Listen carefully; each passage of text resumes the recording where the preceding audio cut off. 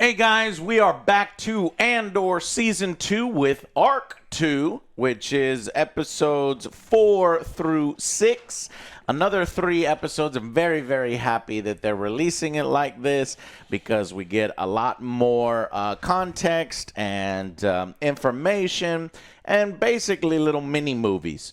This particular arc and mini movie slows things down and gets us even deeper into some of the workings of the rebellion, the tension of potentially being discovered, and really a build-up towards a Gorman massacre, which as a Star Wars fan, I didn't even know about. This is deep lore that people have heard in other series, and now we're going to maybe get to see it perhaps in the next arc. And this one, let's see, was directed by Ariel Kleiman, which directed the previous 3. And these 3 were written by a different person, Boo Willimon. This one was great television.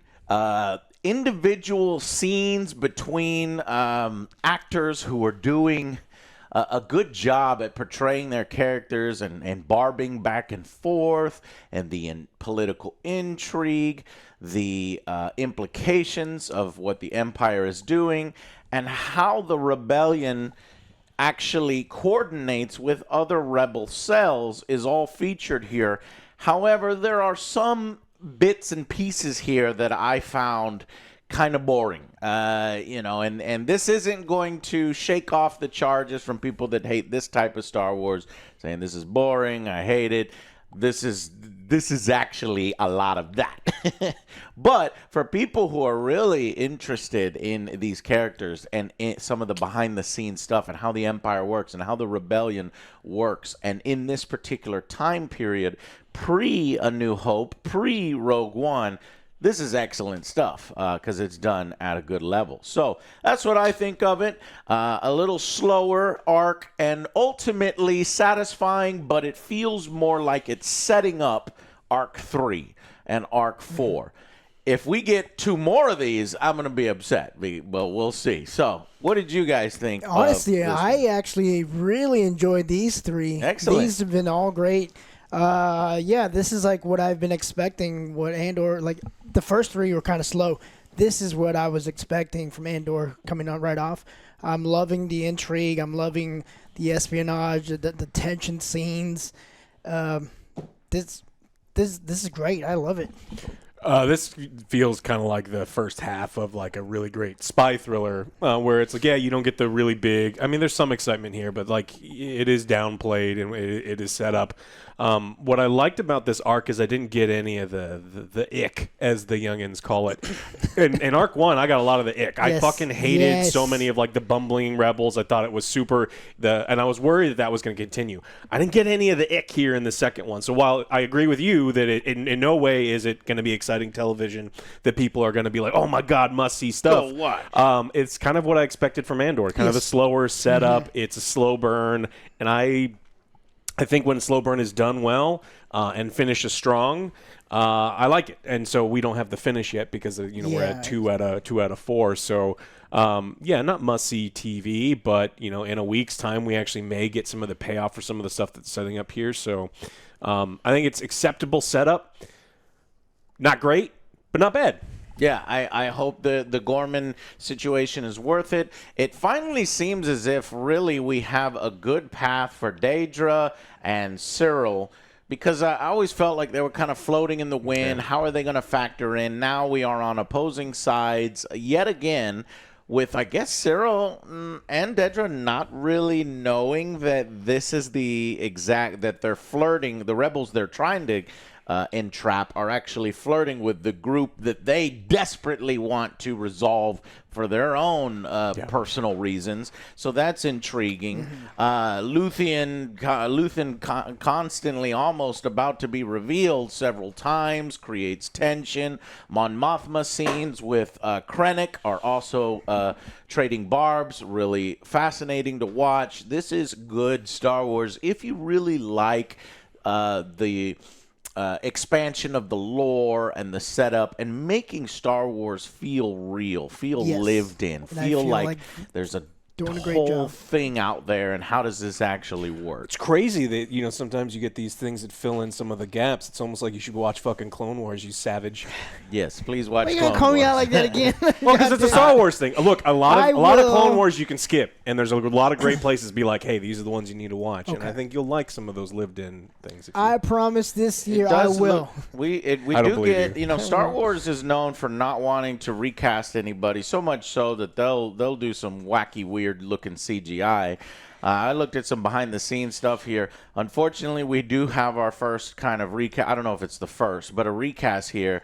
Jimmy Smits is no longer Bail Organa. Instead, they had to I mean, in this time period, they could have used that particular actor, but I hear there's like a Dexter thing going or something, and maybe he's in that, so maybe they couldn't make the scheduling work. But I don't particularly know. But that's thrown in here a little bit, and I'm thinking he has to have a bigger role eventually. So maybe they're just doing this as a Band-Aid. Hey, look at, okay. And then later on, Bail Organa is going in one of the future arcs, either 4 or 5, or no, 3 or 4. He'll have a bigger role. He will fall down some stairs and hit his face, and then he'll have to Multiple get times. surgery. And they're like, "Oh man, I don't recognize you." Yeah. Yeah. Okay. One of the arcs, though, I think that wasn't doing it for me was just trying to look up these character names because I don't know the character names. That's how little I care about the one lady and the other assassin lady. Oh, give me their name. Sitar? Close. What was it? It's Vel and Cinta. Cinta. Yeah, these are rebels that we've spent we've spent hardly any time with them this particular season. So when the episode switches from Andor to these two, I don't care. I don't care about the relationship. I don't care about the dynamic. It's not working for me. That's just my opinion. No, And I feel think the same way on because that one. Like you everything do? else was fine, but that I didn't care. Yeah, and I think it's because we didn't get enough of them in this season. We got a little bit of them in last season, but it was, again, one of the more uncompelling side plots. But other than that, everything else was working. I felt the Saw Gerrera stuff was fascinating. I didn't quite understand what was happening. Maybe we can talk about it in spoilers, but their ultimate goal with this bomb or poison or whatever they were. I understand the poison stuff, and that deepens his character and gives him a reason to act so fucking crazy in Rogue One, where he's just willing to just sacrifice himself because he believes he's already dead. He's almost like a ghost walking around.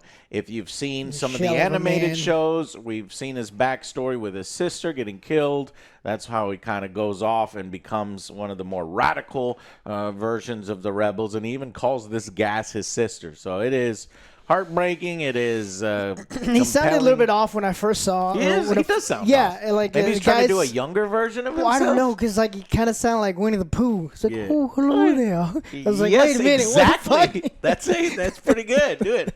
Oh, hello. Welcome I was like, to wait, the is Winnie the Pooh in here? Rebellion.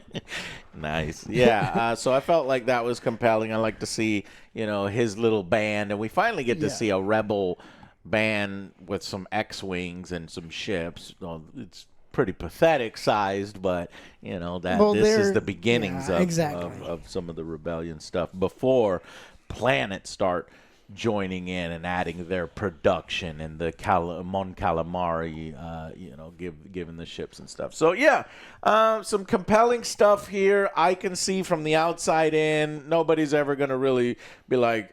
It's funny because I was like, let's watch some Star Wars, and my girl's like, I'm not in the mood for like a bunch of shooting and explosions and stuff and right this now. is exactly- And I was thinking in my head, none of that is gonna happen.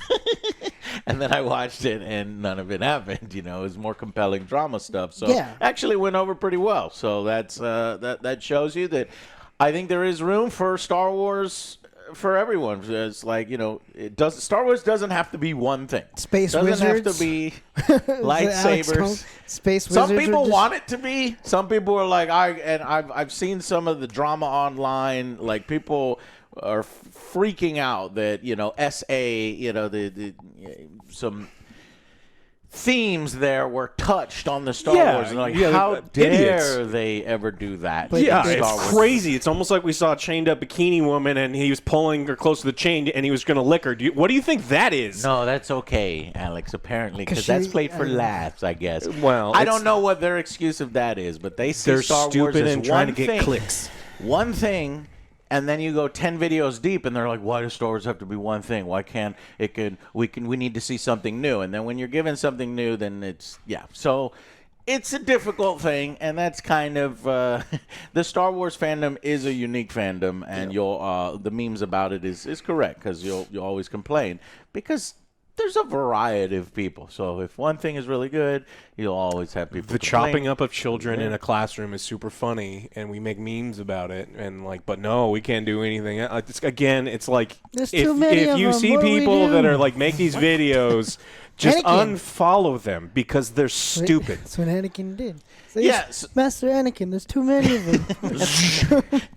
Killing kids. Oh man.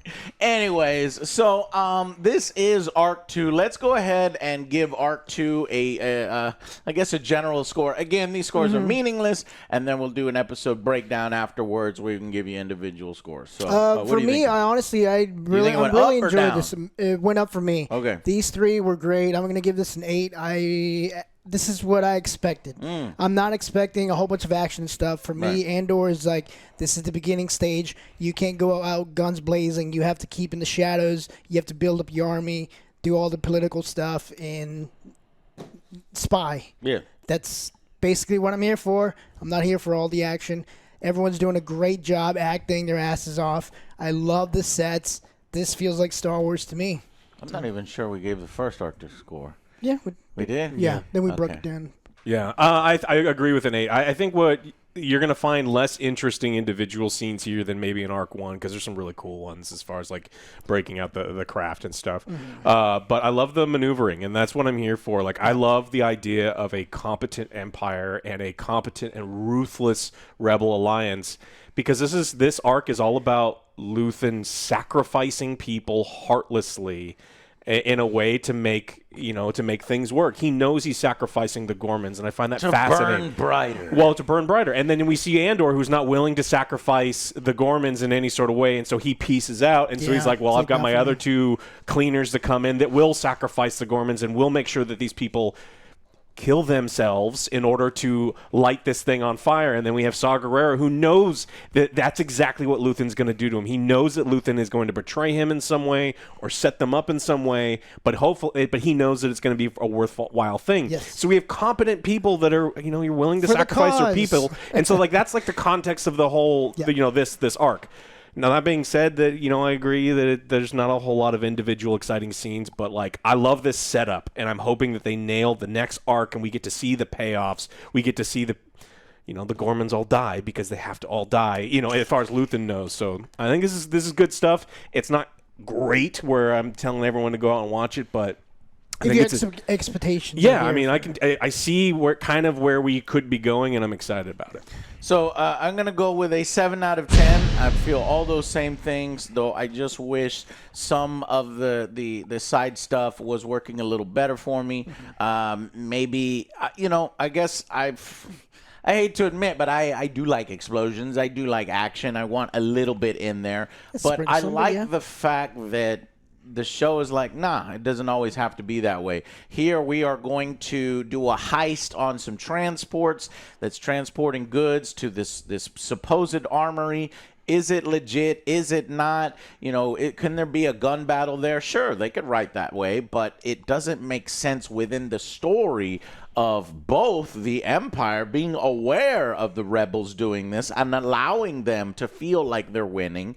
So it all makes sense within the story, and I love talking about it, and I love getting other people's opinion because you could watch something, whether the mood you're in at that particular time has you feel, and some things can go over your head. And when I get to talk to you guys, especially what Alex just said there, it enriches it for me. It goes, yeah, you're right, and so this could go up to an 8 out of 10. But we save that for all later once we get the context. full context of all the complete the arcs. puzzle. So complete the puzzle. So this is good setup for where we are eventually going in the next 2 arcs. So there's just 2 weeks left while there's 6 episodes. I'm so happy about that, 6 episodes, but just 2 weeks left. I don't know. It feels like, I guess, part of me is thinking, man, is Disney rushing through all this so that they can get to their next thing? Or they're like, yeah, that was our lost leader, and we're going to complete this because some of the suits are like, yeah, I don't care about the money. I want to see the conclusion of Andor. And, they don't really care about the viewership numbers. But that can't be true because Acolyte was very expensive, getting no viewership numbers, and was shut down. I can see my score going down if I had to watch these 3 episodes week to week. Because I think that momentum is so important when you're watching a movie or a TV show, and that's why it's what we do. It can be so hard when we're watching one thing, having to wait a week, and you don't get to feel the same thing. So maybe they just looked at it and it's like, these are too slow to wait week to week. We can't do that. And I appreciate it so much. This is what we've been asking for. I've been asking for longer episodes and putting them in bigger drops, and this is exactly what I asked for. Exactly. For the first 2 episodes, for me, I would have been like, no, this isn't it for me. May the 4th is coming up. I thought there were maybe, and I think that we were going to get Tales of the Underground or Underworld maybe around that. I'll look that up. So I was like, oh, maybe they're just like rushing it so that they can end it before the next Star Wars thing. But I think Tales of the Underworld is just like a one offshoot that's going to explain hopefully more of Asajj Ventress and how she's back and how she survived or what the conclusion is. So I'm very much looking forward to that. If that is the case on that, I'll look it up. Okay, so 887 for arc number 2, episodes 4, 5, 6. Let's go into the breakdown.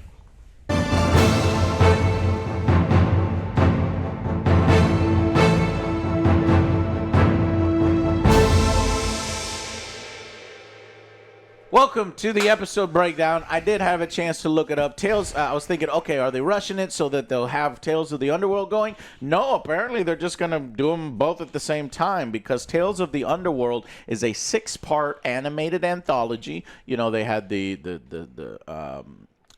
what were the other tales? They had Jedi, Tales of the Kids Jedi, and then Empire, and here we go, Underworld. This is going to focus on Asajj Ventress and Cad Bane and give more context to that. It was first shown early at the celebration in Japan. You know who those are, right? The first 2 episodes will premiere May 2nd. Yeah, because he was a Mandalorian. And in Fortnite on the Star Wars Watch Party Island, 48 hours before they hit Disney. They know what they're doing. We can log into. Y'all want to log into Fortnite and watch it 2 days early? I don't you feel like I guess you're opening just Epic. like watching something in the background. And I assume after those first 2 episodes that they'll come out. Oh no, cool. Oh, this is really cool. Okay, good.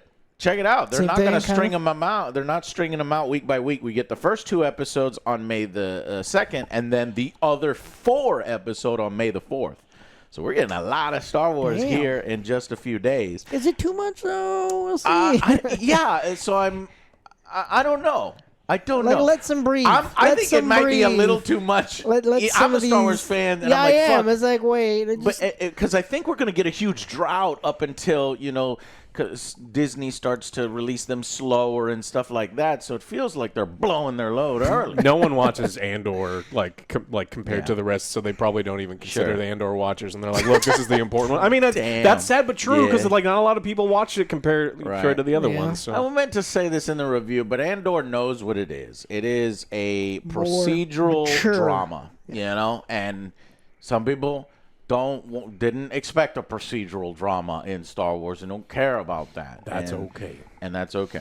All right, so jumping into the actual breakdown. So we start with episode 4, which is called... Ever been to Gorgman? Gorman, yeah. So they're setting that up. This is 1 year later, so we were right. There's a 1 year time jump. Bix is having a nightmare, and basically they're trying to settle in. So they are a couple again, and he has his love back, and they are, trying to make it through it. She has trauma from what she went through, and we got them set up on Coruscant, right? Yes. Yeah. And so now... majority of the focus on this one is Cyril. Yeah. Tell us about that. So we kind of mirror these 2 relationships they're kind of separated, totally into their jobs, and these two are more about, hey, this is about us kind of thing. Cyril is on Gorman. Yeah, he's over there. He's talking to his mom, and then he goes back to his office, and then we notice that he's getting spied on by the Freedom guys. And then later on, they find out, well... I like how the episode plays with the fact that, okay, is this the moment Cyril maybe can join that's what I was the thinking. rebellion? I was like, is he having a change of heart? Yeah. And find Nope, out later. it turns out he's seeking approval. Cyril forever, because his mom fucked him up. He just needs approval from his mom, so he needs approval from authority figures, from Daedra, from everybody. This is the happiest day of my life. And eventually, in one of the episodes, when he gets some praise for, helping entrap these rebels, this is the best day of my life. Does it take away from him? Anyway, but we do see with his mother that the propaganda is taking hold across the galaxy, because even she's talking shit about Gormans and stuff. But yeah, go ahead. Yeah, but Cyril's is denying all those things because he knows he's being listened to. So he's trying to get accepted into the rebellion, so to speak. And so they eventually drop him a message. It's like, hey, come to a town hall and listen to all the stuff that's going on. Because they're building a giant building in the center of town. And, everyone kind of knows it's a military outpost. They're claiming it's, office building, but they can kind of see the writing on the wall. I like all the little bits here and there that he puts this string around his door to see if anybody breaks in. Just like little clever touches like this is good writing. So he's getting pulled into the resistance, and we're doing. Meanwhile, we go back to Andor, and they're like, Bix is saying basically, I'm giving up everything. I want to win. We have to win this. Which to me, in knowing what happens to Andor, I don't remember Bix in the movie. So at some point, Bix is going to have some kind of resolution here that's going to drive Andor to want to win no matter what. And then he can eventually, join. I don't know. Yeah. So then, but anyways, Cyril is revealed to not be, potentially thinking about joining the rebellion. This is all set up. He's working alongside his wife at the ISB and trying to get in with the Gorman front. And and they do the meeting like Alex said, and well, that's, he plays it up a lot. He does. You got the ISB breaking in front of everybody, going through his office, just does a big old... He's way more competent than I would have given him credit for. I mean, a lot's probably happened to him in the year, but he plays it up for the people he works with. He plays it up in front of the resistance, and so he's learned some stuff. Like, Daedra's had a good impact on him. And I really like, I'm going to mention, I like the big stuff because she kind of is mentioning, it's just like, look, I'm being the punching bag for this whole rebel alliance thing that you're trying to make. Like, all of these horrible things are happening to her. She doesn't feel like she's doing anything. So she's trying to let me, if I'm going to be taking all of the consequences, you got to let me do something, get involved. So. We get some updates at the ISB, some slots filled. Daedra, since she's on a different assignment, we have some new characters kind of filling her slots. Some barbs back and forth, some plays within the ISB. We also get reintroduced to Lonnie, who is our mole, our rebel mole within the ISB, and the pressure that Luthen continues to put on him in order to learn why the fuck Gorman is so important and all this other stuff. Meanwhile, Mon Mothma cannot get the votes to fight the Empire in the right way, in the way using the law and the Senate and this, and she's all this propaganda is so effective, and the Empire's power and fear over the planets are so effective that it's frustrating her, and she can't get the votes. Not even Gorman, who this is happening to, is like, nah, I can't stir the pot. I can't stir the pot. So, and then what else? Let's see. Cyril goes to the meeting finally. So we see this, all the different kind of spider farmers and people within this are presenting their frustrations out in the open. And it does appear as if Cyril is sympathetic to their cause. And essentially, it breaks down to this armory being built over a memorial because apparently, we'll learn this in the next episode, Grand Moff Tarkin at one point just Massacre. massacred. And I was like, what is the massacre? He just lands the ship and crushes everybody who's doing protests. That's hilarious. Or shoots them down. I don't fucking know, but it's... I don't want to, if they do it, I don't think they will, but I don't want to see any shots fired. I just want it to be smush. Right. But there's going to be a new massacre coming up, I believe. And that was just the old massacre because they built this really cool monument. I'd say the set designs, the locations, the artwork. They use bricks, though, and anytime I good. see bricks, I get taken out. And, like, there's Oh, the screws? Yeah, there's screws in there, That's- too. It's that's just ridiculous. like, it's crazy. 0 out of 10. That would never happen in the world. Yeah, in my Star Wars, Which there are it was no from- building materials whatsoever. The Jedi. No, don't worry. Oh, she's not a Jedi, though. She's something different. So that set up really nicely, and they're saying this is an armory. The Empire's like, it's not an armory, and they want Cyril to kind of prove it. You know, he has access to a lot of Yeah, they were on the information. fence of that, and then the second time they see him, they find out, oh, what's wrong? It's like, oh, they just said I was planting a bug. They did this to myself. He seemed upset. Great acting on his part again. He's like, all right, well, I'll bring you all the information. He brings all the catalogs. He's like, oh, this is this, what's going on? He's like, okay, this guy's in. But little double cross. Luthen has a mission for Andor. He's going to send him to Gorman. And then we go to Dakar, where we see Saw Gerrera. We set up this plot line for the next episode about this bomb and this gas. Winnie the Pooh. Meanwhile, the Smash to Black scene is Bix taking drugs. And I'm like, oh, shit.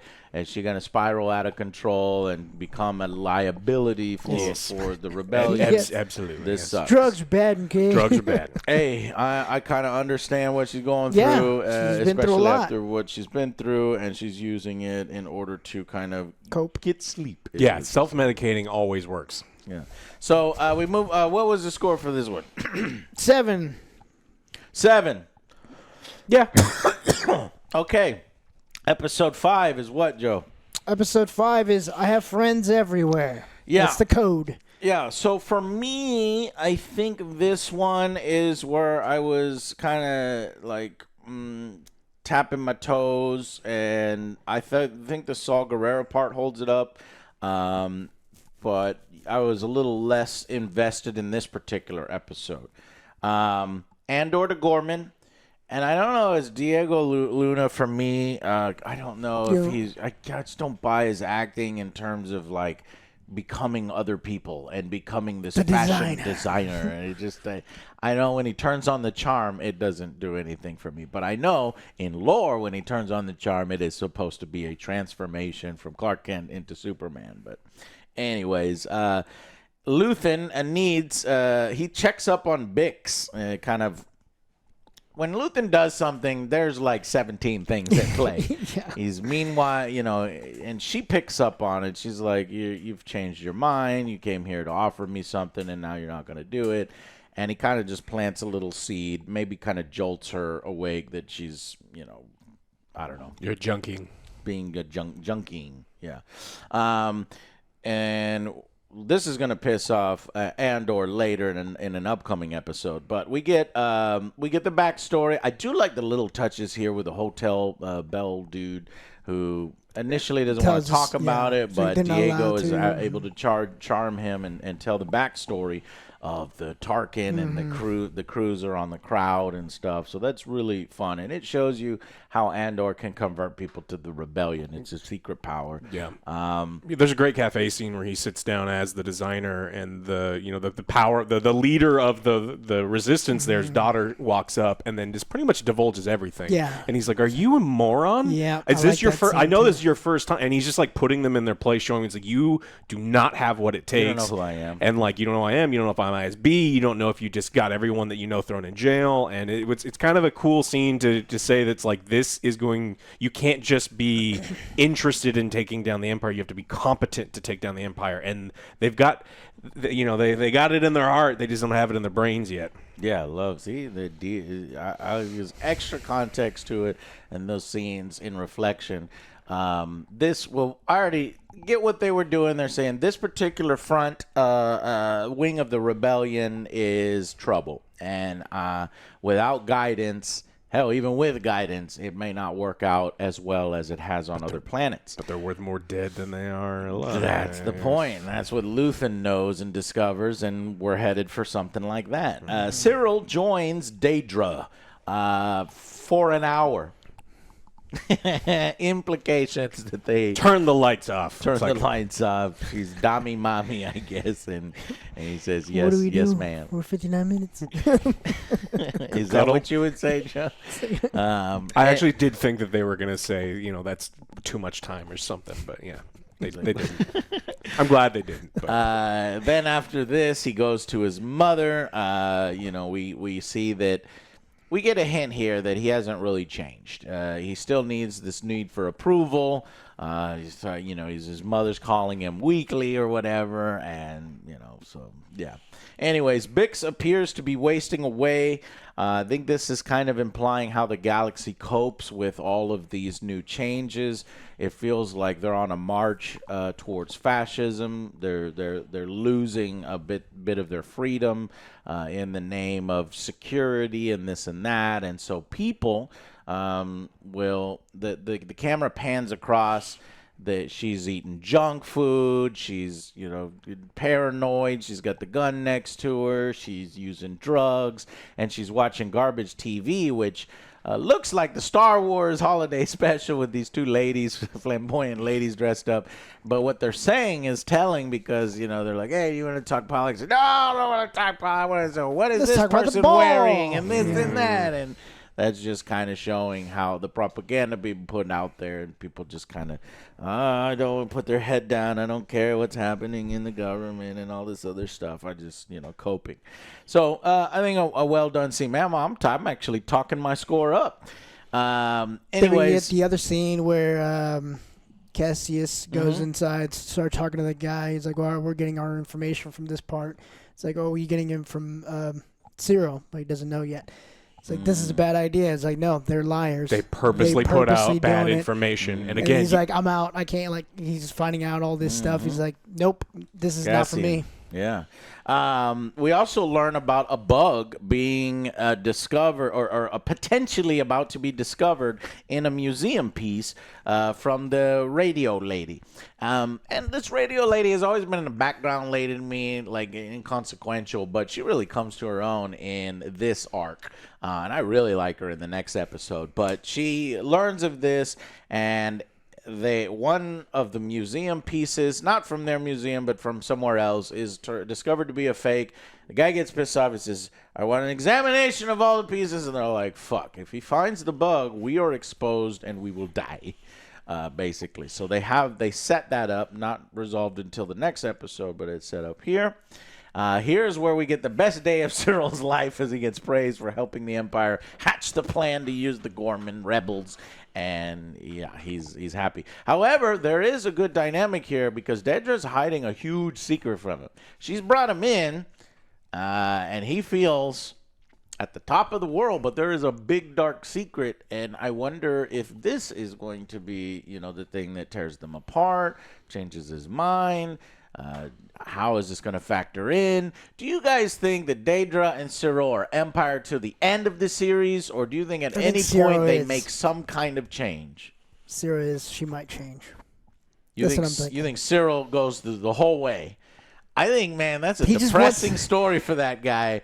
Daedra, he just wants the seems approval more like when a he's doing Daedra everything. thing, and then Cyril has a change of heart after something traumatic happens to him with his girlfriend, and he's just sick of it. But I don't fucking know. She lied to him. I don't see her swapping. So if there is a chance, well, I mean, she knows all of the evils that the Empire are doing, and she doesn't mind at all. Like, he seems more like the person who could have a change of heart, but I don't even think he will. He's shown at time to time like things affect him.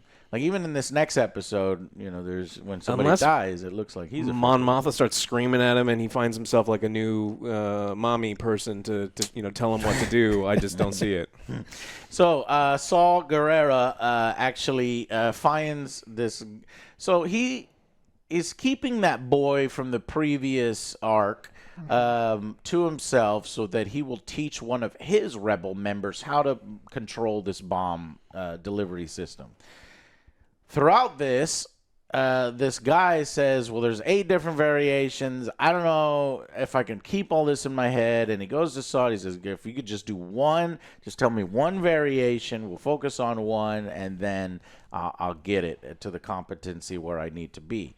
And then Saul's like, and then we'll kill the boy. And then this guy kind of seems to stand up for the boy. He doesn't maybe want to get him killed. But as this goes along, the next scene, he tells him where they're going to do the bomb. Mm-hmm. And this ends up to a scene that gets this guy killed. You think that they're going to kill the boy after he finishes teaching all of his bits to this gentleman, but Saul raises his gun and shoots the guy in the head. Now, initially, I was like, "Oh, okay, yeah." Saul is, that was he was He's a crazy man. He's gonna do it. information to the Empire. But then, when I was thinking about it more, previous scenes, I don't know if he is an Empire agent, and I'm not really. So I was like, "Okay, so why did he shoot him?" And I think it's because this guy is less useful than this guy, because he's like, "I can't learn all this. I can only learn like one." And he's like, I'm gonna shoot that guy, and I'm gonna go with the boy. What do you think? Do you think he was really an Empire agent, or is Saul just using this to his advantage to rally his troops? He was transmitting, wasn't he? It's almost like a small morale boost to his troops, and he has a better engineer now, a more fanatical engineer that he can manipulate. That's smarter. No, because I thought he really was. Yeah, because he's like, oh yeah, he was transmitting. He's like, they're actually going to be at this point, but we're going to be parsecs away. So I think it can go either way, but yeah, I like that. There's a little bit of ambiguity. He's crazy, here. yeah. He's a crazy man. I wouldn't put it so past him. I wouldn't put it past him that he fucking set the dude up just to make a show in front of his force, and he's just choosing the more pragmatic. This guy's more intelligent. This guy knows all the bits, and I'm just gonna kidnap him, and he's gonna work for me now. If we go with the theme of like the last 2 seasons, because I think it's like 80-20, right? I think it's more likely that the guy was a traitor, but he definitely easily could have just been like, oh, I found this on him, and it was in his hand the whole time. But I think they're trying to frame both the rebels and the ISB as competent, so maybe Saw was just using this to flush out a mole the entire time. That's what I hope is the case. Yeah. And then his X-Wings and his ships take off, and I like it. It's cool. It's cool to see, like, X-Wings that aren't painted in Rebellion colors. It's just like, these are our X-Wings, and don't fuck with this. We're going to beat your ass. Anyways, Gorman doesn't want... what was I going to say? Gorman doesn't want Andor's help. Well, Andor just flat out says, you guys aren't ready. You're incompetent. You're going to get killed. After that meeting, he's like, no, this is like a bad idea. And he takes off with Luther, and he's like, no, right, I'm out. Gorman says something to him in a bar. It's like, I'm telling him I'm disappointed. And it's just like, Andor, ultimately, the guy from Gorman thinks it's the Andor's not willing to help him. And really what it is, Andor is not willing to sacrifice all of them for the greater good. Because he knows these guys are unstable, they're reckless, and shit is not gonna go down well here as well as that. And I thought it was well done. Meanwhile, they end the episode with Saw Gerrera landing on a planet. So what are they doing here, Alex? So this whole thing is at how to steal a fuel source from like all of these pipes, right? So they're trying to, and it's a really unstable thing, but it's like it's important for them to be able to steal this fuel. And then he tells them this story about how he used to be naked with a bunch of dudes in the jungle, and then there was a gas leak, and it made him all itchy and kind of weird. Okay, so it's not a bomb. It's not them delivering the gas to, I don't know, an Empire facility and gassing everybody. It is extracting. We're a rebellion. We need fuel. We're jumping from system to system and breaking shit and trying to fuck with the Empire. We don't have a lot of money. So every once in a while, we need to siphon fuel. Yeah, and apparently it's abundant and it's not well guarded, and it's like an alternate means for them to do so. And so, but he kind of goes on this crazy thing where it's like you breathe too much of it in, it'll make you crazy, it'll burn your lungs. But you need to be crazy in order to be in the rebellion. Yeah, and so that's kind of what he's doing. Shit. And so like the kid kind of buys in, and he's like, fuck it. I threw a brick that got half of my planet killed, so I might as well take my mask off and fuck you, kid. Yeah, go crazy. You deserve to be crazy, like Saw Gerrera is crazy. And this, going through this again, my score has now raised by a point. This is good stuff here. And then the best part, I think of this episode was the Saw Gerrera stuff, but it does show the humanity within Andor, the internal conflicts that are going on there, the small little touches as the Gorman people, how they've been oppressed in the past and how they deal with things. So initially ready. I was Not 6 out of 10. I'm ready. going to raise that to a 7 out of 10. What did you guys think? Ocho. All right. Alex? I don't know. 7 or 8. 8. Excellent. Episode 6. Joe? What a festive evening. This is some good stuff. I love the actors involved here. I've loved the trading of the barbs. This is the, what do you call it? Mystique and espionage and intrigue. Intrigue is what it is. This is parallel storylines that I thought were as interesting as each other, and because we don't always get that, because sometimes we change scenes. It's like I don't give a shit about any of this stuff, but like having a dual heist, because really there are two heists going on simultaneously. And I thought it was pretty good. Tell us what this one is. So we got Andor is out on Gorman, and they bring in the girls. Yeah, they've established that Andor did all the research, right? And Andor has found out these guys are incompetent. They're going to get everyone killed, and they're going to get their planet glassed. And Luthen's like, perfect. That's exactly what I wanted. So Andor's out. And so Luthen calls in two people that I don't remember, the Cinta and Vel. Yeah. And I don't think he gives them any of the information because they're not psychos, but they also don't know that these people are wildly incompetent, going to get themselves killed. But he puts them in place. He's like, look, I need this to go through. And I don't think he's told them that they're destined to fail. So it's like, No, so we get you gotta that. keep that a secret. Yeah, but then also Luthen and what's her face that I don't know the name of have to go to this party and extract the bug. mic. Yeah. So when they bring these the two chicks back in, they have a meeting, and she's like, "I will tell you a story about another time about what happened." I don't know what she's referring to. She says, "I had an accident." I'm assuming she's talking about at the time I was thinking, oh, when she's driving the dude away and she kills him, maybe it was more complicated than I thought. And she says, I had to rest up for a while, and I don't really care. I just don't really care about these two. But I was like, okay, maybe they'll show what happened, because they never showed that guy dying. Yeah, I was like, maybe they're going to talk about it here. It's like, all right, after what happened at that party. In the car thing. Yeah. But no, because by the end of the episode, all that was bullshit, because she died. Well, not bullshit, but it's like unresolved. She's dead and gone. But like I said, they aren't in this season enough, nor really even the last season, for me to be compelled about what's happening here. If they're supposed to show some and to drive some of the emotion, it wasn't, compelling. Yeah, that was a weaker point for me as well. Yeah. Then we got the mole in the ISB, doing his maneuvering. Cyril also must never know about the stuff that Dedra's working on. Her boss tells him, so this plants the seed for a potential blowing up in their face. Meanwhile, the rebel chicks come to assess the Gorman's front, and yeah, they find out how competent they are too. It's like, hey, none of you get guns because you all are stupid and can't be trusted. None of you get to make your own decisions. You do exactly what I say because you are not smart enough to do this on your own. And then they pretty heavily foreshadow what was coming. I'm gonna fuck it up. Yeah. Bix, meanwhile, is on drugs, more drugs, and says that I'm coming on this next mission no matter what. Kind of okay, thing. you are. They kiss, they embrace again. The two chicks. She says to her love, "I'm sorry I hurt you. I was confused, and I don't know who I am sometimes." It's supposed to be at this moment she realizes you're important, not really. I mean, the rebellion's important too, but I'm not going to put that over you. And then she gets shot in the face or in the chest, because this upstart kid that wants to prove himself, Sam,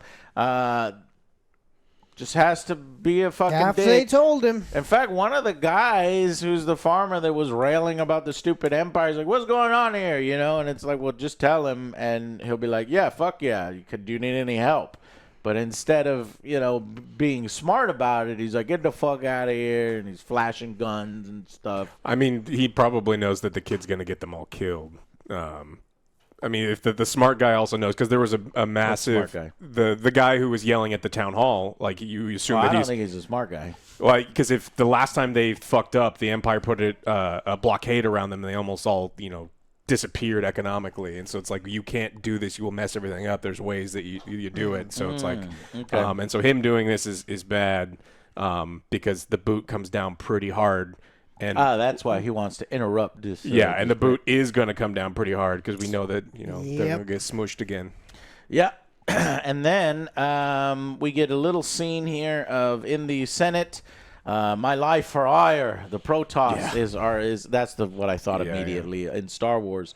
The peace and bounty of all beings. And then Mon Mothma's like, fuck this. She walks fast out of there because it's all a sham, and no wonder the fucking Senate gets dissolved in A New Hope. But anyways, they all go to a gala. Mm-hmm. Yeah, and then we get it's what Benjamin Pratt shows up, and then he's like, "Hi, I'm it's like, you're who? What? Yeah. Who? Why are you here?" And then it's just like, "I'm here. Get over it." And that we just have to get over the fact that it's not Bail Jimmy. Organa. It's not Jimmy. And so meanwhile, Cyril is actually out on the front lines in this plan against the rebels, and unknowingly the group that he has a personal grudge against. Will he discover that this is the group he has a personal grudge against, or does that not really matter? It's more about, he's involved. He finally feels a part of something, but they're keeping something from him. Is he going to end up in the massacre and put in danger and not able to get out? And Daedra sacrifices Cyril for the Empire. I don't fucking know. I'm curious where Cyril is going. Please let the Cyril and Daedra thing be satisfying by the end of Andor Season 2. By the way, I want a Kali cooler. That looks good. They were talking about how good this drink is. Motherfucker had 3 of them. It looked good. I want one too. But the ISB is at the party, and we get a tense scene where Krennic is here. He's meeting up with Luthen and Mon Mothma. They're trading barbs while the radio lady is over there trying to get the listening device out there. I like this scene a lot. Yeah, and they're manipulating. And I like her a lot. She's awesome. It's like, is that what you call it? It's like, well, these guys were just nothing. They want to just boast about what they did, but I just crushed them.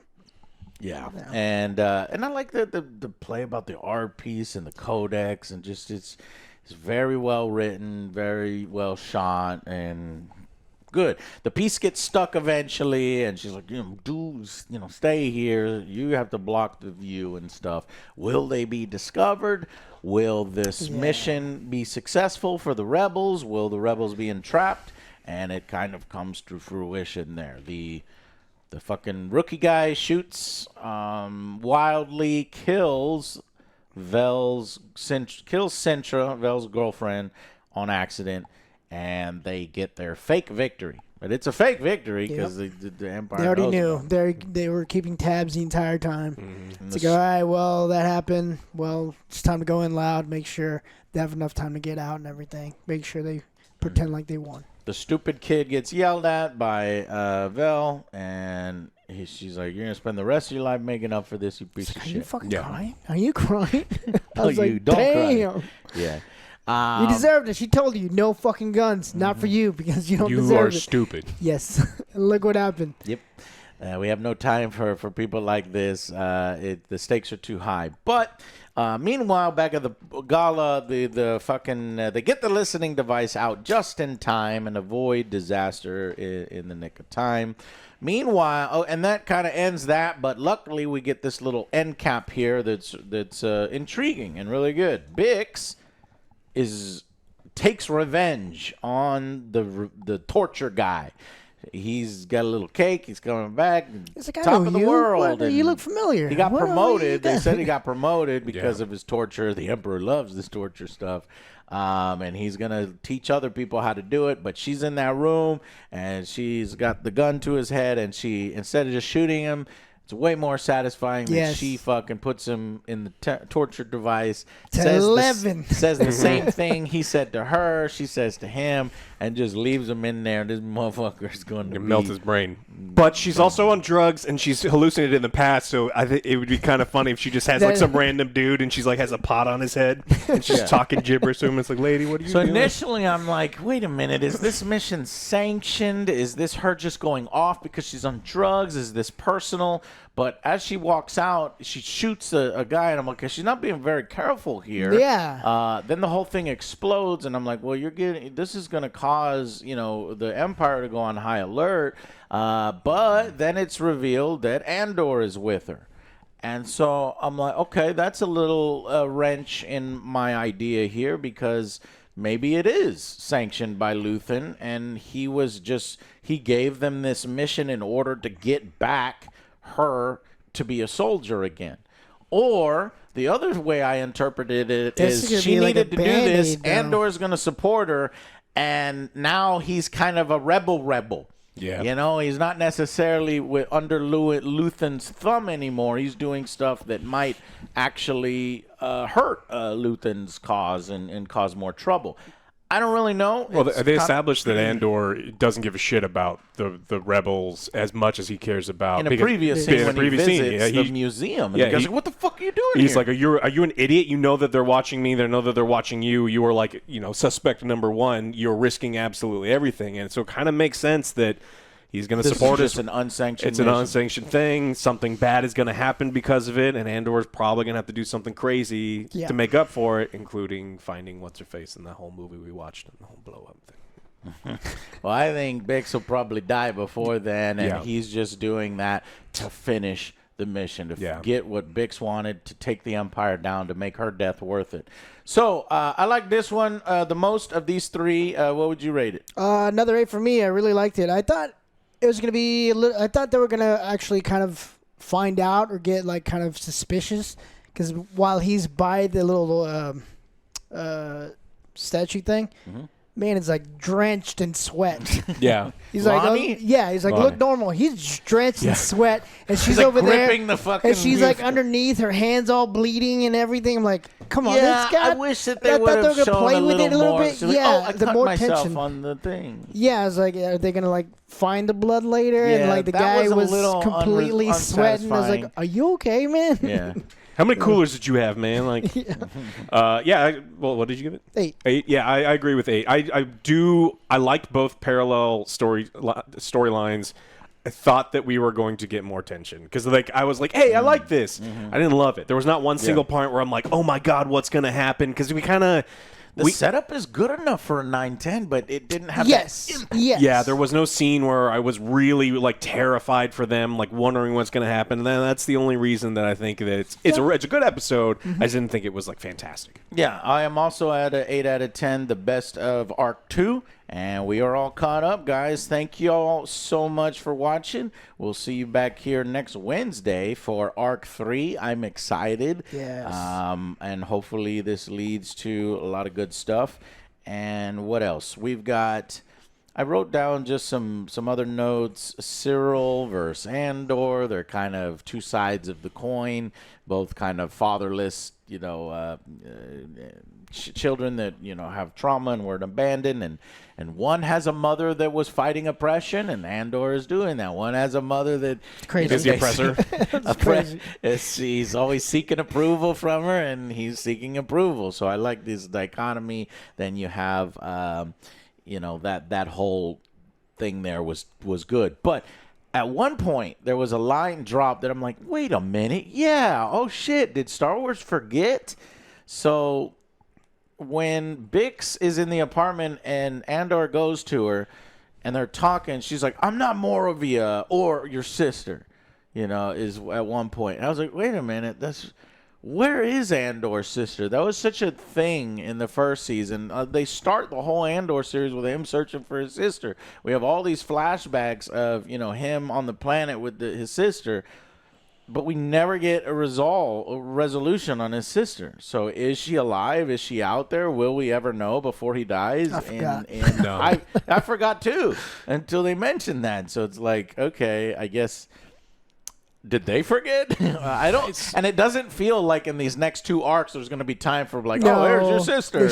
She's in the rebellion. No, it'll be out of place. Maybe if they want to in the far future, it turns out his sister joined the rebellion in a different way. Her path converged into there, and she can lead on, and she learns about all the things her brother did in the past, and you can have a series on her. Maybe that's what they're setting up, but it's like it's odd that they set up that him searching for the sister, and now none of it matters at all. He's just in the rebellion, and maybe that's the point that that was his life before, and here he has purpose. I don't fucking know. Yeah, selfish pursuit turns into something that's a little bit more.